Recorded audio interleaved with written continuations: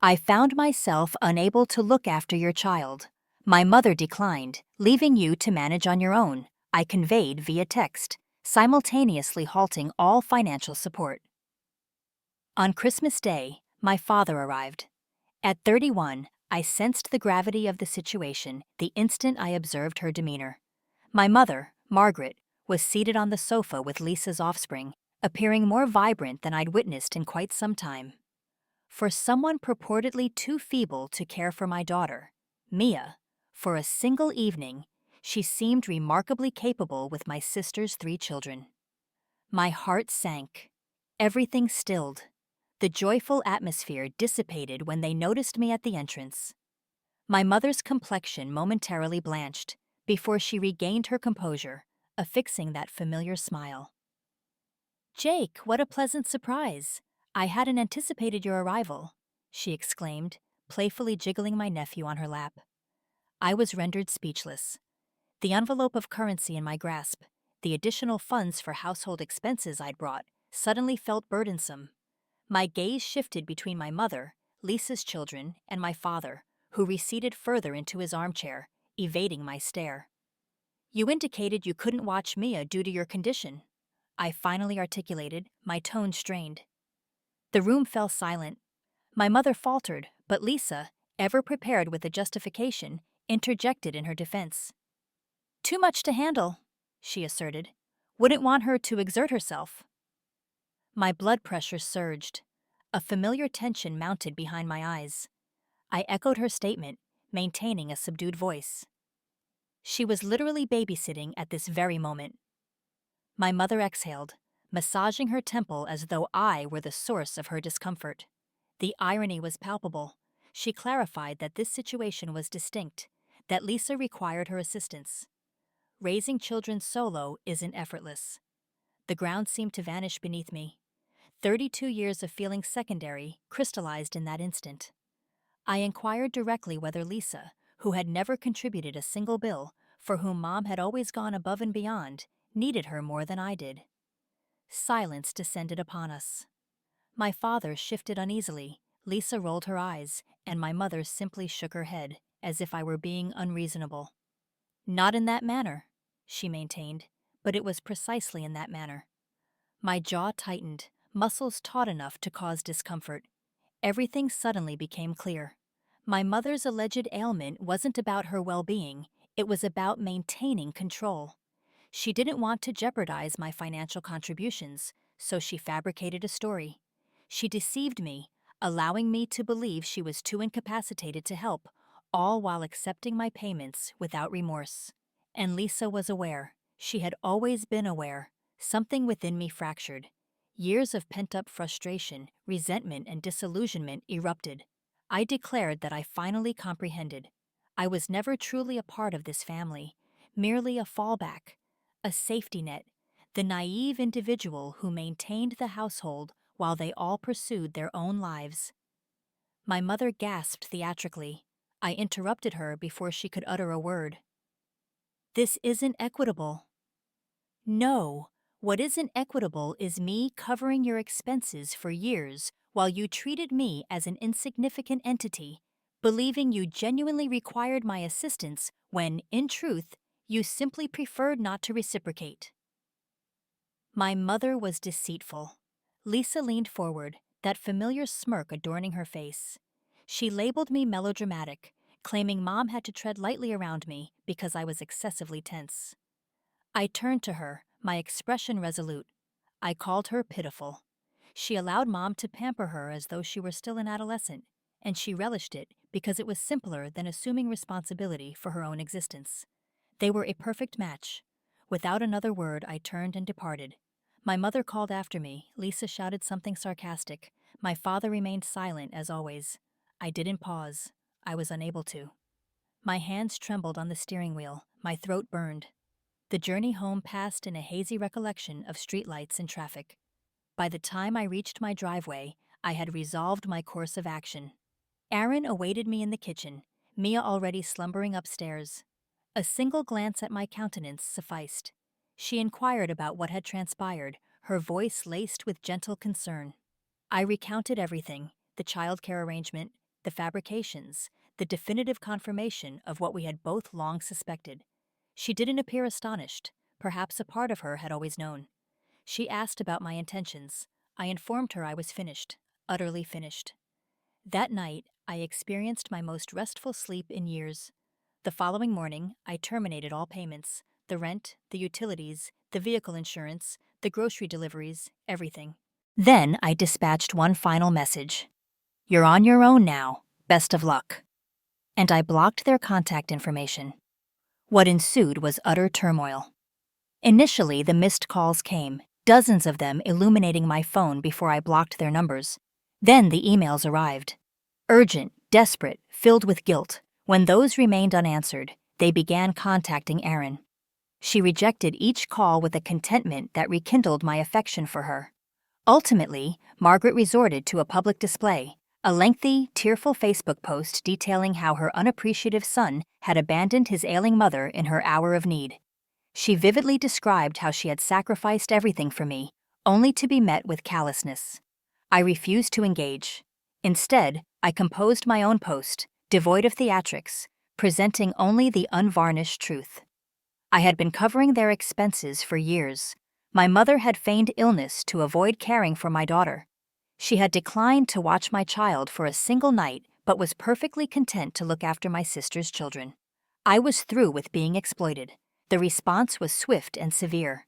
Relatives I hadn't communicated with in years extended their support. Friends shared their own narratives of dysfunctional family dynamics. Even some of my parents' neighbors chimed in, mentioning they had observed my mother gardening or shopping on days she had claimed to be confined to bed. Lisa bore the brunt of the backlash. Her meticulously constructed image as the struggling single mother disintegrated under the scrutiny of inquiries regarding her spending habits and frequent vacations. Then came the concluding act: a knock at my door 3 days later. Through the peephole, I observed them, Margaret and Frank, standing on my porch, appearing forlorn. My father's countenance was haggard, my mother's eyes were reddened, though I questioned whether the tears were sincere or merely another act. I hesitated, my hand on the doorknob. A part of me yearned to disregard them, to allow them to remain there until they relinquished and departed. But another part, the part that still clung to a vestige of hope, desired to hear their explanation. I opened the door but remained in the threshold, preventing their entry.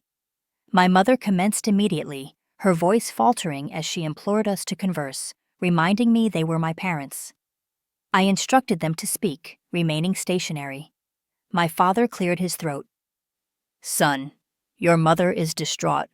We both are. We never intended to cause you pain." "You didn't intend for me to discover the truth," I corrected him. "There's a distinction." My mother reached for my arm, but I retreated. "Sweetheart, I understand your anger, but severing ties with us in this manner, it's heartless. We're unable to meet our rent this month. The utility company is threatening to disconnect our power. Is that your desire? Your parents residing in darkness?" The guilt maneuver was so foreseeable, so blatant, that I nearly chuckled. "You have alternatives," I stated calmly. "Dad can seek employment. You can relocate to a more modest dwelling. Lisa can finally begin contributing. Or you can persist in these charades and observe the outcome." My mother's expression hardened. "After all we've done for you, this is your method of reciprocation?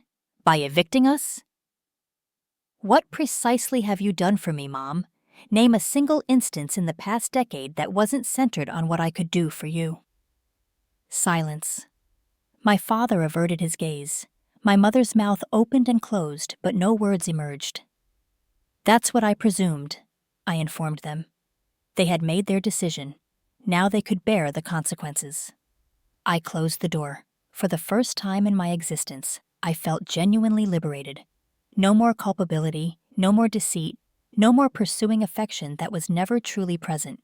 And it felt remarkably satisfying. The subsequent weeks were surprisingly tranquil. Aaron and I took Mia to the seaside for an extended weekend. We began exploring residences in a different school zone, something we had contemplated for years but never acted upon. I received a promotion at work, partly because I could finally concentrate without constant family-related distractions. But of course, life is rarely so straightforward. The rumors reached me through well-intentioned colleagues and distant kin. My parents were disseminating falsehoods that I had experienced some form of mental collapse. Lisa was informing anyone who would listen that I had always been volatile and fixated on finances. My aunt contacted me one evening. She bypassed the pleasantries, informing me directly that they were claiming I had lost my sanity. Margaret was circulating the narrative that I was undergoing some sort of midlife turmoil. I sighed, reclining in my office chair. I inquired if she was astonished. Not in the slightest, she conceded. She knew my mother. She couldn't tolerate relinquishing control. My aunt had always perceived my mother's schemes. It was why they seldom communicated. I asked her the severity of the situation. Sufficiently severe, she informed me. They were apparently facing eviction the following month. Frank attempted to regain his previous position at the hardware store, but they were unreceptive. Lisa had been soliciting loans from everyone, but individuals were beginning to discern the pattern. A twinge of something, not precisely guilt, but akin to it, passed through me. I informed her it was no longer my concern, but my voice lacked conviction. My aunt remained silent for a moment. She concurred it wasn't, and acknowledged I had done more than sufficient. She merely believed I should be aware of the circulating narratives. After our conversation concluded, I remained seated in silence, observing the sunset through my office window. Was I a deficient son? A cruel individual? The uncertainties crept in. Erin discovered me there an hour later, still gazing into the distance. She inquired if I was all right, perching on the edge of my desk. I confessed I was unsure. A part of me felt liberated, but another part felt remorseful. She grasped my hand, her expression earnest. She reminded me that I had supported them for years. I had granted them more opportunities than they merited. All they had to do was be truthful with me, treat me with the same consideration they extended to Lisa. They couldn't even manage that. She was correct. I knew she was correct. I confessed my apprehension about what would transpire when they genuinely required assistance, when they were elderly and genuinely incapable of caring for themselves. Erin squeezed my hand. That's a hurdle to overcome when we reach it, she informed me. But assisting them doesn't necessitate being manipulated by them. There's a disparity between aiding parents and being their personal financial resource. I nodded, drawing her onto my lap. I inquired when she had acquired such wisdom. She claimed she had always possessed wisdom. I was merely finally heeding it. 2 months elapsed. Mia mastered counting to 20, a milestone that brought me more elation than any professional achievement ever could. We submitted an offer on a residence in a serene neighborhood with reputable schools. Life progressed. Then came the Christmas greeting card. It arrived on a Tuesday, nestled amidst bills and grocery advertisements. No return address, but I recognized my mother's penmanship instantly. Inside was a generic holiday card featuring a family photograph. My parents and Lisa, with her children, everyone beaming as though nothing had transpired. On the reverse, a solitary line in my mother's cursive script. We miss you.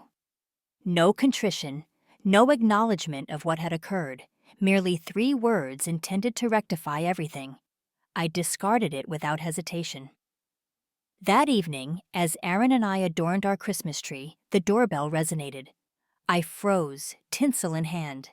Erin volunteered to answer it, squeezing my shoulder as she passed. I overheard hushed voices, then Erin returned with an expression I couldn't quite decipher. It was your dad, she informed me softly. Just him. My father stood in the entryway, hands in his pockets, appearing diminished. His hair had turned completely gray since our last encounter. Deep furrows etched his face. We exchanged cursory greetings. I inquired about his purpose here.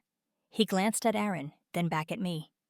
He requested a brief conversation, just for a few minutes. Erin gave me a look that conveyed it was my decision. I nodded, and she escorted Mia upstairs for her bath, leaving us alone. I gestured toward the living room, and we seated ourselves on opposite ends of the sofa, the partially adorned Christmas tree flickering between us. Your mother is unaware of my presence here, he commenced, gazing at his hands. She would be incensed if she discovered. That captured my attention. So why are you here? He inhaled deeply. Because I owe you an apology, a genuine one, not whatever manipulative drivel your mother has been attempting. I remained silent. I had endured too many insincere apologies over the years. He continued, his voice raspy. He had failed me, not merely recently, but throughout my entire life. He stood idly by while my mother favored Lisa. He observed her exploit my generosity without uttering a word. He permitted it to occur. The unadulterated sincerity in his voice caught me off guard. I inquired why he had never intervened. He rubbed his face, suddenly appearing every bit his 68 years. He confessed he was a coward. It was simpler to allow her to prevail than to engage in conflict, easier to remain silent than to advocate for what was just. He didn't anticipate absolution. He wouldn't in my position, but he needed me to know that I was justified in departing, and he was proud of me for possessing the fortitude he lacked. Did something constricting within my chest ease slightly? I inquired about what would transpire now. They're relocating to Lisa's residence, he informed me, with a grimace. My mother's notion, not mine. The irony was that Lisa wasn't pleased about it either. Turns out, she didn't actually desire to care for them. Who would have envisioned? Despite everything, I felt a faint smile tug at my lips. Astonishing, I deadpanned, for the first time in months. My father smiled as well, a melancholic, weary smile, but authentic. He stated he should depart. My mother would be questioning his whereabouts. I escorted him to the door, uncertain what to express. He paused on the threshold, turning back. Merry Christmas, son. That's a lovely little girl you have. You're a superior father than I ever was. Before I could respond, he was gone, traversing the light snow back to his vehicle.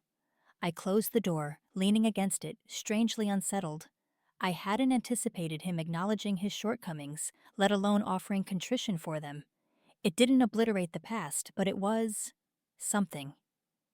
Erin discovered me still standing there minutes later. She inquired if I was all right. Yes, I replied, surprising myself by meaning it. I believe I am. That night, as we completed adorning the tree, I contemplated family. Not the one I was born into, but the one I had chosen. Erin, who cherished me unconditionally. Mia, who regarded me with adoration. Even my friends and colleagues, who had supported me through everything. They were my genuine family, not flawless, but authentic. We relocated to our new dwelling, a modest 4-bedroom with a backyard spacious enough for a swing set. Mia turned 3, celebrating with a dinosaur-themed festivity that left our kitchen coated in green frosting for days. I heard from my father sporadically, brief, awkward telephone calls that neither of us quite knew how to conduct. My mother still refused to apologize, informing anyone who would listen that I was the one who needed to make amends. Lisa had apparently evicted them after 2 months, unable to tolerate their incessant demands. They were now renting a small apartment on a fixed income. A part of me felt vindicated. They were finally experiencing the repercussions of their actions. But another part felt sorrowful, not for them precisely, but for what could have been. For the relationships we might have cultivated if circumstances had been different. One sun-drenched Saturday, as I pushed Mia on her new swing set, my phone vibrated with a text message from an unfamiliar number. It's Lisa. Can we converse? I stared at the screen, uncertain how to respond. My sister and I hadn't communicated since that day at our parents' residence. What could she possibly desire to convey now? Curiosity prevailed. When and where? I replied. We convened at a coffee shop the subsequent Monday during my lunch break. Lisa was already present when I arrived, appearing altered from my recollection. Less refined, more genuine. She expressed gratitude for my attendance. I inquired directly about her intentions. She clasped her hands around her coffee mug, evading my gaze. She owed me an apology, she finally conceded. She had been dreadful to me. I raised an eyebrow, awaiting further elaboration. She explained how she had believed it would be satisfactory when our parents relocated to her residence. She presumed they would assist with the children, perhaps contribute to expenses, but they merely expected everything. Mom grumbled about her culinary skills, her parenting, her housekeeping. Dad remained seated, observing television throughout the day. "Sounds familiar," I remarked dryly. She nodded, appearing chagrined. For the first time, she comprehended what I had been enduring. It was enervating. After 2 months, she could no longer tolerate it. I noted that she had evicted them. "I had to," she insisted. "They were driving me to distraction." I leaned back, scrutinizing my sister's countenance. There was something distinct in her expression, a humility I had never witnessed before. I inquired why she was confiding in me. She sighed, meeting my gaze directly. She conceded I was correct about everything. Mom did favor her. She did exploit. She permitted me to bear the burden alone because it was simpler than acknowledging how dysfunctional everything was. And she was remorseful, genuinely. I wasn't certain what I had anticipated from this meeting, but it wasn't this. Lisa had never apologized to me, not once in 32 years. I informed her I appreciated that, but a single apology didn't obliterate decades of conduct. She swiftly concurred. She wasn't soliciting forgiveness. She merely needed me to know that she perceived it now, what they had done to me, what she had done. She was endeavoring to be superior for her children. Something in her words resonated. For my kids. Despite everything, Lisa was a mother striving to disrupt the cycle. I inquired if she was still in contact with them. "Sometimes," she stated. Mom was still Mom. She would never alter, but Lisa was establishing boundaries now. No more incessant childcare, no more loans, no more guilt manipulations. I nodded, comprehending precisely her meaning. I inquired about her children, surprising myself with the question. Lisa smiled, some of her tension visibly dissipating. "They're well," she informed me. "Occupied." Jack had commenced kindergarten. Emma was infatuated with soccer. They occasionally inquired about their cousin, Mia. An awkward silence descended between us. 32 years of intricate history couldn't be resolved in a single coffee gathering. I finally informed her that I couldn't promise we would ever be intimate. There was too much history, but perhaps we could initiate anew as adults, without all the encumbrances. Lisa nodded, eyes glistening. She would appreciate that, she stated softly. We conversed for another 20 minutes, cautious, neutral subjects, her employment, my new residence, the weather. It wasn't substantial, but it was a commencement. As we were departing, she turned to me. She expressed gratitude once more for meeting her and for confronting them. If I hadn't, she wasn't certain she ever would have perceived the reality. I nodded, not quite prepared to utter "you're welcome," but acknowledging her statements. Returning to my office, I felt unburdened somehow, not because everything was rectified, it wasn't and might never be, but because I had finally liberated myself from the patterns that had characterized my existence for so long. I wasn't the family financial provider anymore. I wasn't the overlooked son, the dependable one who never received the acknowledgement he merited.